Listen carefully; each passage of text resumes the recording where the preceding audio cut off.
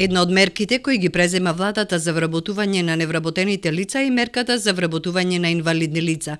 Со цел да се стимулираат работодавците да ги ангажираат инвалидните лица, предвидени се стимулативни субвенции кои им овозможуваат да ги покријат трошоците, но и да инвестираат во нови капацитети.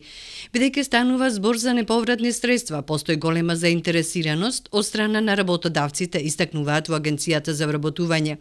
За ваквата намена обезбеден е посебен фонд и во зависност од расположивите финансиски средства се обезбедуваат условите за работен ангажман на инвалидни лица.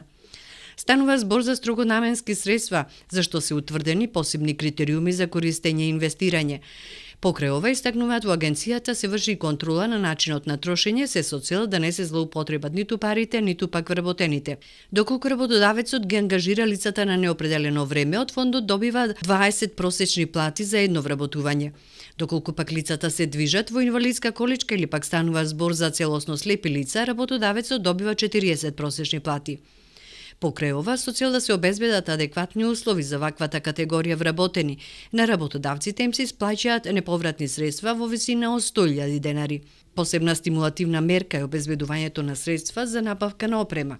Во зависност од бројот на вработени, но и од покажаните финансиски резултати, работодавците можат да добијат до 200 просечни плати. Ангажирањето на инвалидни лица исто така опфаќа и нивно работно способување доколку за тоа има потреба.